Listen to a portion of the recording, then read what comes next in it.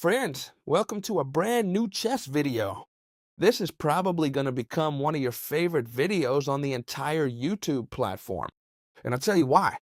I'm going to show you a very simple opening to play against e4, e5. Very, very easy. It's an opening we've touched on before on the channel, but we haven't explained it in as much depth as in this video, okay? Check this out. If you have less than 2100, even less than 2200 ELO, this opening can serve you in all areas, meaning rapid games, slow games, blitz games. Why? Because it's a very, very strong opening. Now, if you're international masters or grandmasters, I only recommend playing it at very fast time controls, okay?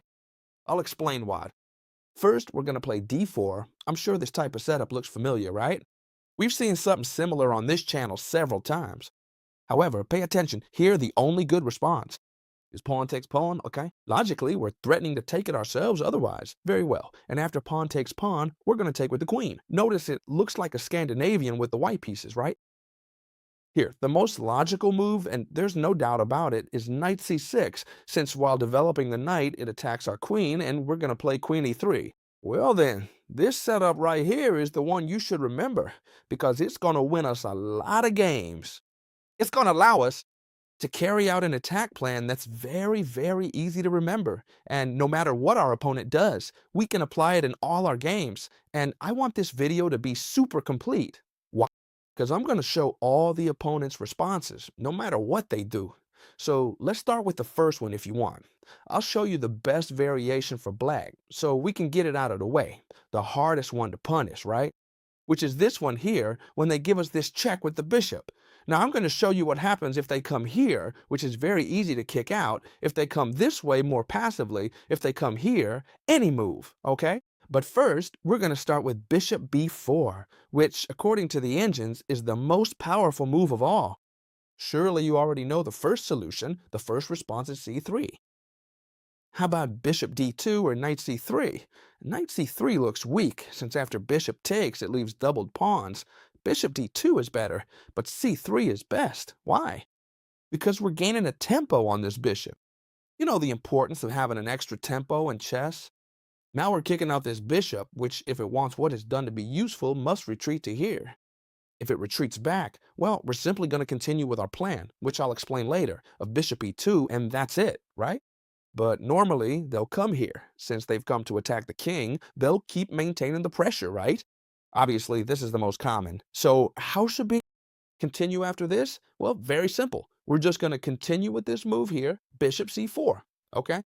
Pay attention to the plan. What's our plan? To attack with the bishop towards the castle position. Notice that when they castle, this bishop will be directly pointing at the king, and we'll also have some spectacular plans to bring the queen into the attack. You're going to love this opening, especially if you're an attacking player. Yeah, you'll see why it's amazing. I'm absolutely sure you're going to love it. By the way, I'm recording with a cough I just can't shake, so I'm trying to record so it sounds as good as possible without straining my voice. If you leave me a like, I'd really appreciate it. Watch out, bishop c4. How can they follow up? Well, they can follow up in many ways. They should castle, right? Look, if they play d5 first, they've lost the game, because after pawn takes pawn, we give a discovered check, and we're attacking over here. This is a terribly bad move, isn't it? To develop this bishop. If they develop this knight normally, look, we'd have this move here, and this knight's options are quite limited. If it comes here, we can come here to hit this spot and then kick it out and come here, right? So it's very, very simple if they play knight f6 against us. Now then, what happens if they play knight e7, which seems like the best?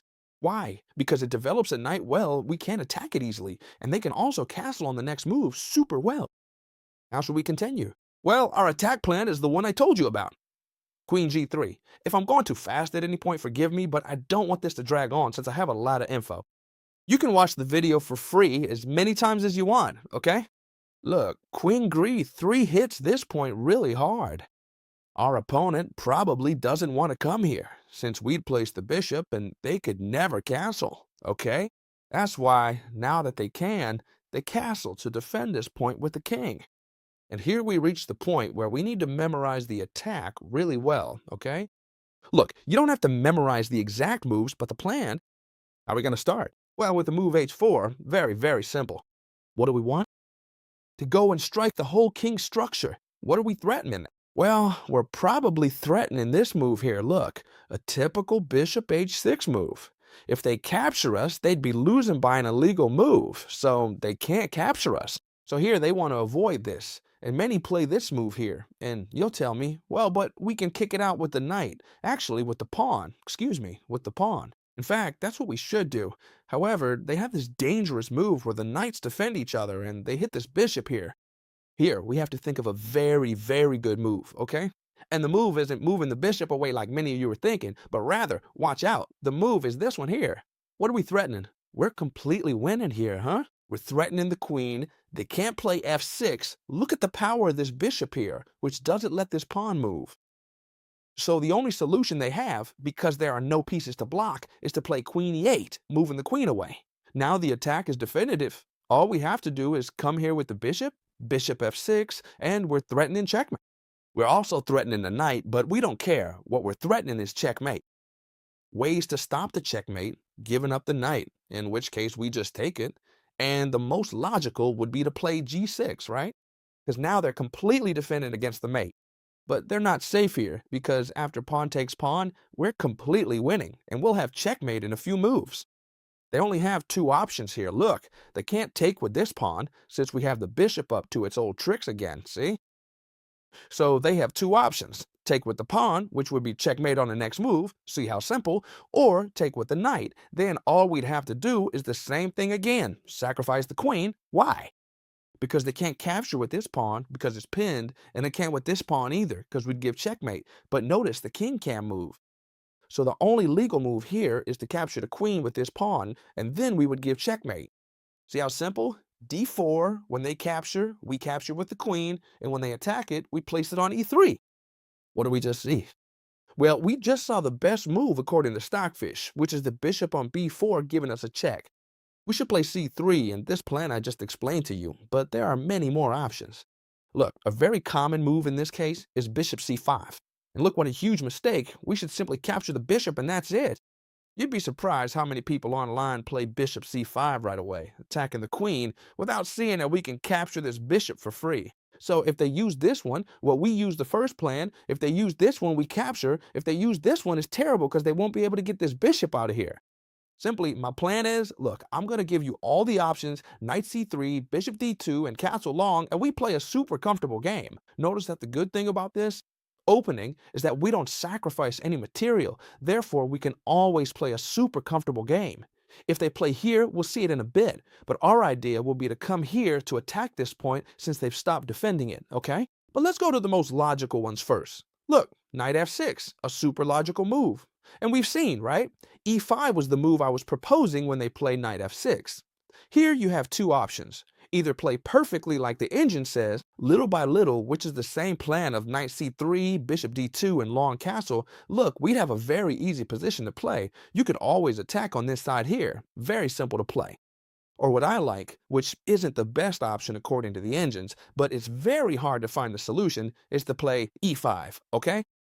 When do I recommend playing e5, and when do I recommend playing knight c3? If you're in a tournament against a very strong opponent, an hour-and-a-half game, play knight c3, okay? And follow this player. If you're playing a game online or a rapid tournament, without a doubt, play e5. Although it's not objectively the best, it's a very strong move, and one where it's very complicated to find the correct solution, okay? Look, here, two options for the black pieces. Move this knight either to d4 or here, which seems the strongest because they're making a double attack, right?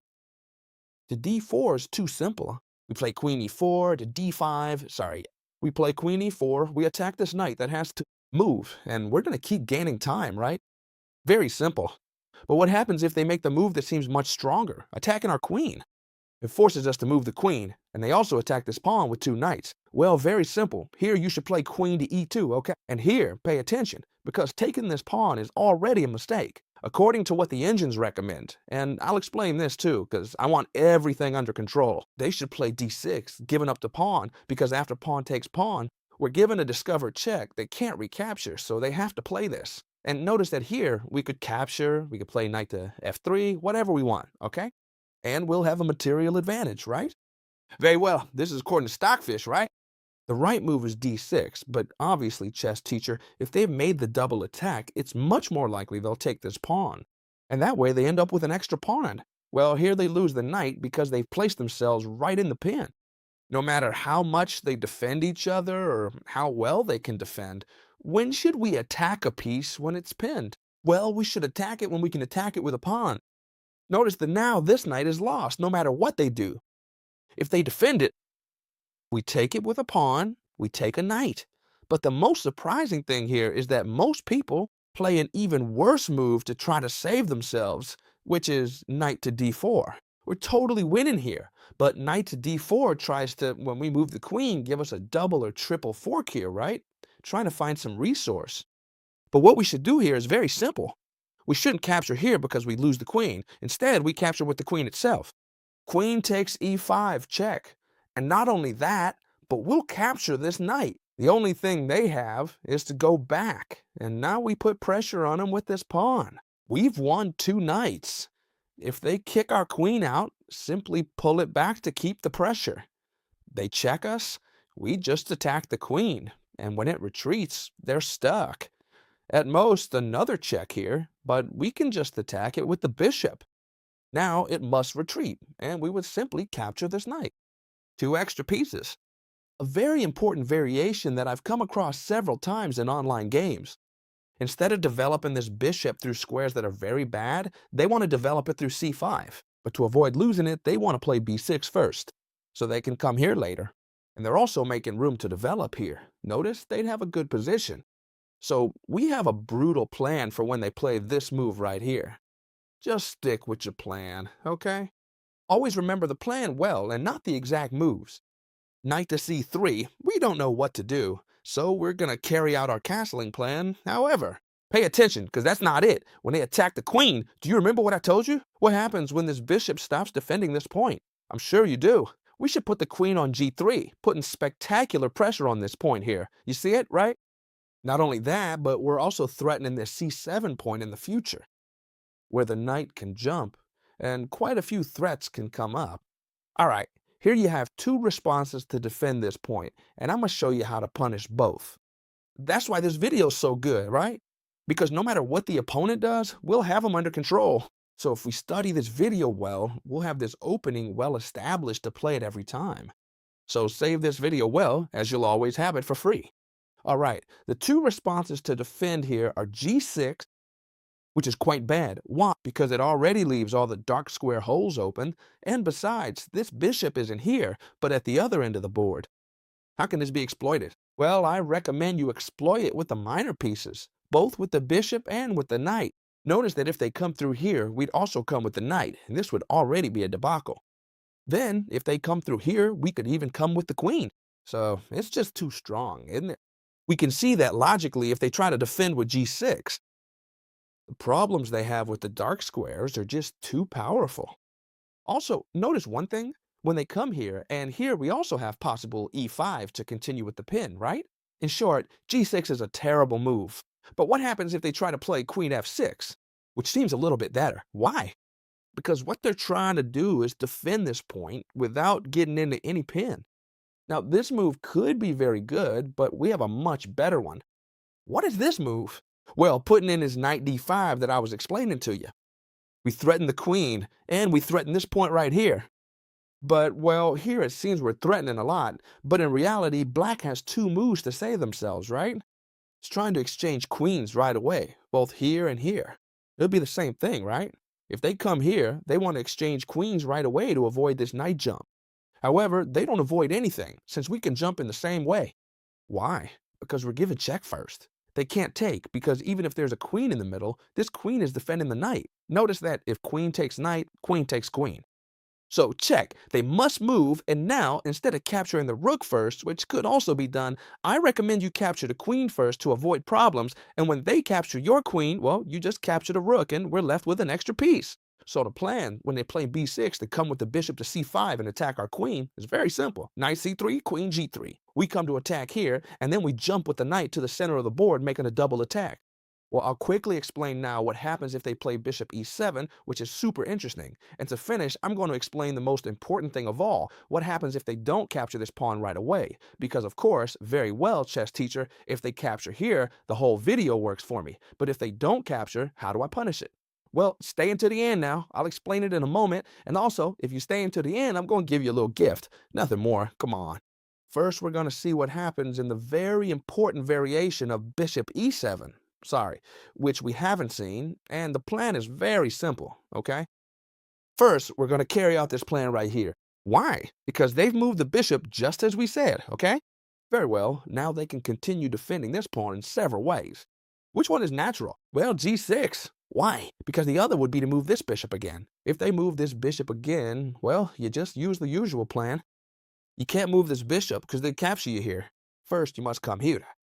Watch out, it's better if they don't capture, because if they do, they stop defending this point forever because his bishop disappears. Very bad idea if they capture, hopefully, but you'll just carry out this plan, bishop d2 and castle, okay? And you're better off because they've moved the same piece too many times. So what happens if they play g6, which is natural? Notice that I'm showing you all the options. So we're going to do the same, knight c3. That's why I love this video, because the ideas are so similar that whatever our opponent does, we'll keep playing the same way. Look here, do we want them to castle? No. What happens when they weaken? Well, we can come with the bishop to h6 as we said, and they can no longer castle since the king can't pass through this barrier here. So they have to try to castle long. How? Only way, d6. Develop the bishop, develop the queen, and castle. There's no other way, so we continue developing, for example, bishop e2. They have to continue, for example, with this bishop here, because they also want to develop the queen. So if they do it here, they couldn't develop the queen. They have to come further forward. Only move, you see? All this is forced. d6, because they have to come here. Now this bishop can't go here or here. It can only come here to make room for the queen. So we castle long. Notice that all the time we're doing exactly the same plan. And now, after this move, I recommend a beautiful move, which is queen f4. Notice that. What are we doing now? Well, we're already pressing this knight, which for now we're not doing anything to. But in the future, we can put this bishop here, hit the rook, and also hit this knight, with drastic consequences, right? So now they have to try to avoid this, and they have to come with the rook here. There's no other way. You see it, right? If they castle long, we just come here, and attack here. They're going to lose material. So look at the strength that queen f4 has. They have to come here, and now we can, for example, jump with the knight to d5, hitting this knight. Here, they might see the light and say, oh, it's true that now there's no way to defend this knight because it's attacked by two pieces, and the only way would be to go back with the queen. But here they might say to you, well, I'll just capture and that's it. But if he captures, notice that pawn takes pawn gives him a huge fork that wins a piece. It attacks the knight and attacks the bishop protected by the rook. So he can't capture. Only solution is to pull back with the queen. You see it, right? You follow me, right? Very simple. But here, what would we simply do? Well, we'd continue with knight takes bishop. They must take with the queen, as taking with the king loses castling rights. Next, bishop g5. We pin this knight, and we're back to the same thing. Look how easy it is to attack. I'm showing you an example. You don't need to memorize the moves, okay? I'm just showing you an example of how to continue so you can see a very simple way to apply pressure. Now this knight is going to be lost no matter what. Whatever they do, we're going to capture here. And on top of that, if they castle, they'll also lose the rook. But otherwise, they'll definitely lose the knight. And now, super important, what happens if, when we make this move here, they don't capture? Well, you should keep this in mind since we've studied very well what happens against all the pawn takes pawn and queen takes pawn moves, right? Logically, in chess, there are 10,000 moves. Well, 10,000, they're infinite. If they play something else, for example, here, we could attack, we could come through here, right? But obviously, we're going to look at the most critical version, which is knight c6. Otherwise, the video would last 17 hours, right? Once we've studied all this, notice that now we're going to see what happens if they don't capture here. And it's easy, but you must know how to play it or else you lose games. If they don't capture it, they must defend since we're attacking. If they make a stupid move without defending, we simply capture, right? Very well. Now, what happens if they defend it with knight 6 and what happens if they defend it with d6? Since those are the only two moves that defend it, there would also be this one or this one, but they're very bad, okay? If they play this, they're just left with a bishop that doesn't let the other one out. And if they play this, they're leaving this bishop unable to move out. Very well. With knight c6, the only thing you should do is play d5, attacking this knight. I'm sure many of you are thinking, well, but now I'm giving the knight a fundamental square, a very strong square, right in the center of the board. Here, they've lost the game because c3 loses the knight. See? There's no way to drive out this knight. Oh, to save it. If it comes here, the bishop is there. So look how simple. We attack. If they don't take, they defend. And if they come here, well, now they've lost the game with 3. But it's true, they're not forced to walk right into the lion's den here. They can move back. So how should we play? A move that I've always liked is this one here, although it's not the one I recommend. You can play it, why? Because we're forcing them to come here. However, now we're getting into discovered attacks. But anyway, it's a move I've always liked. We double pawns, we block this structure a bit, but there's a move I like much more, which is knight f3, directly putting brutal pressure on the e5 point. A very, very good move. How should they play now? Well, obviously, the most logical thing is to move this knight from here since it's annoying and defend this point at the same time, and now we must undermine this knight because we don't like it here. And if we manage to drive it out, well, we'd simply win this pawn and practically the game. Not because of the pawn, but because of the space advantage we have, right? Very well, so what happens? That, by playing h4, there's only one way to stop this advance. You see it, right? There's only one way, and it's f5. What does h5 allow us to do? Well, to play very comfortably. We can enter, for example, with the bishop, and this variation would be way, way too strong. Notice that they're practically running out of squares and are becoming very restricted. If they advance this pawn, this knight will be super weak, since no one will be able to protect it. And not only is it going to be super weak, but also notice that the king is also going to be super weak, right? It would be leaving these squares unprotected. We could simply pull this bishop back and our position would be 1,000 times better than our opponents. And what happens if they play the most common move when they don't capture, which is d6? Super important and super beautiful. You're going to be amazed. All you have to do is play knight to c3, defending this pawn right here. But if they capture, super important, we don't want to recapture with the knight, but rather we want to recapture with the queen. It's the option we should always keep in mind. Whenever they capture on d4, we recapture with the queen. They can kick it away, but now there's no need to even move it back. Why? Because we can bring the bishop to b4 like a Spanish opening and pin this knight right here. Now, he can't capture the queen. It's true. And I'm sure all of you are thinking about bishop to d7 to avoid doubling pawns, to get out of the pin. But here, all we have to do is trade this bishop for the knight, even if we're giving up the bishop pair, because now this queen is super well placed in the center, and no one can kick it out. Now, what are we doing? Well, notice one thing. They can't move the bishop because we would simply come in through here. So this queen is putting on a lot of pressure and is limiting the bishop's development, right? What happens? They have many more options here than just developing the bishop. Very well. For example, well, first, it's our turn to play, okay? Since they just captured here. So what should we do? Well, the move I recommend is this one right here, bishop to g5. Super, super strong, attacking the queen. Look at how simple this game is, because now they only have 3 options, okay? What are they? Bishop to e7 loses. Why? Because we would simply take here and now. There's no way to defend the rook. So bishop to e7, if they block with the bishop, they're losing on the spot. If they block with the knight, they're obviously putting themselves into a pin that we could exploit with the move e5, right? So here we're limited to just one move, f6, which already looks a bit strange, but, well, it seems to defend perfectly. How should we continue? Very simple. We pull the bishop back. Now they can develop much more easily. The knight has to go first, because if they develop the bishop first, this bishop won't be able to move anywhere, and also this knight won't be able to get out. So first, the knight goes to come and attack the bishop, and then develop their own bishop. Very simple, knight to c3. I'll go through it quickly so you can see how easy it is, okay? Knight to g6 attacking the bishop. We don't care if they capture us, we continue with our plan, which is always the same, castle long.